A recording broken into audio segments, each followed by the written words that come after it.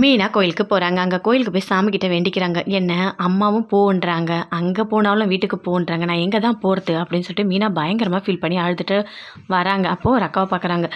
என்ன ஆச்சு மீனா அப்படின்னு சொல்லிட்டு, என்ன உன் குழந்தையார் கல்யாணம் பண்ணிட்டார் போல் அப்படின்னு சொல்லிட்டு. ஆமாம், அவர் பண்ணதுக்கு என்ன மாட்டி விட்டுட்டாரு. இப்போ நான் என்ன பண்ணுறதுனே தெரியல.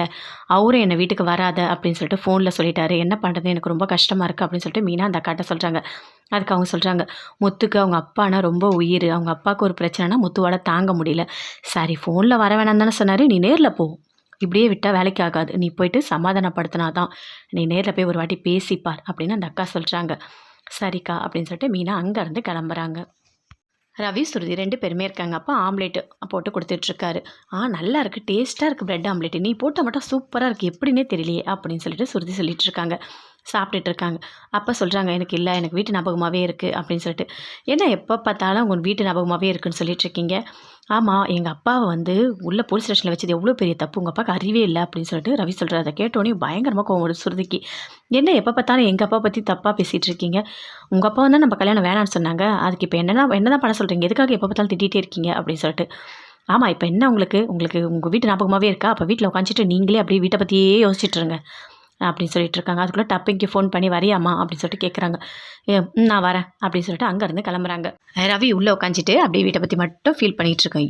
ஸ்கூட்டி வேறு இல்லை, இருந்தால் போகலாம் அப்படின்னு சொல்கிறார். உங்கள் வீட்டுக்கு ஃபோன் பண்ணி கேளு, உங்கள் அப்பா உடனே கொண்டு வந்து கொடுப்பாரு அப்படின்னு சொல்லிட்டு ரவி சொல்கிறாரு. அப்படின்னு நடந்தே போகிறாங்க. நடந்து போகும்போது கரெக்டாக காளிதாசனோட பையன் அப்படியே காரில் பார்க்குறாரு. நீ என்னை ஏமாற்றிட்டு நீ இன்னொருத்தனை கல்யாணம் பண்ணிட்டியே நீ அப்படின்னு சொல்லிட்டு கார் பின்னாடி வந்துகிட்டே இருக்காரு. அப்போ கரெக்டாக முன்னாடி வந்துட்டார் ரவி. பைக்கில் வந்துட்டு, நானும் போகிறேன் ரெஸ்டாரண்ட்டுக்கு, நீ வா அப்படியே உன்னை ட்ராப் பண்ணிட்டு போகிறேன் அப்படின்னு சொல்லிட்டு ஸ்ருதிக்கிட்ட சொல்கிறாரு. வேணாம் நீங்களே எனக்கு ட்ராப் பண்ண வேணாம் அப்படின்னு சொல்லிட்டு ஒரு ஆட்டோ வருது. அந்த ஆட்டோவில் ஏறி ஸ்ருதி போகிறாங்க. ரவியும் ரெஸ்டாரண்ட் போகிறாரு. முத்து அவங்க ஃப்ரெண்டு எல்லாருமே நின்று பேசிகிட்டு இருக்காங்க. அப்போ ரொம்ப ஃபீல் பண்ணுறாரு. அப்பா வந்துட்டு ரொம்ப அவமானப்பட்டுட்டாருடா, எனக்கு ரொம்ப கஷ்டமாக இருக்குது, என்னால் தாங்கிக்கவே முடியல, அவர் எங்களெலாம் நல்லா தானே வளர்த்தாரு, அவருக்கு நாங்கள் இப்படி தான் பண்ணணுமா அப்படின்னு சொல்லிட்டு ரொம்ப ஃபீல் பண்ணுறாரு.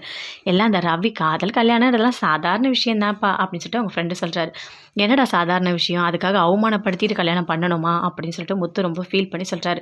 அப்போ ஒரு ஃப்ரெண்டை கூப்பிட்டு சொல்கிறாரு, இங்கே பாரு, கல்யாணம் காதல் இது எல்லாமே வந்துட்டு முடி மாதிரி அப்படியே கொட்டிகிட்டே போயிடும், புரியுதா அப்படின்னு சொல்லிட்டு முத்து ரொம்ப ஃபீல் பண்ணி சொல்லிகிட்ருக்காரு.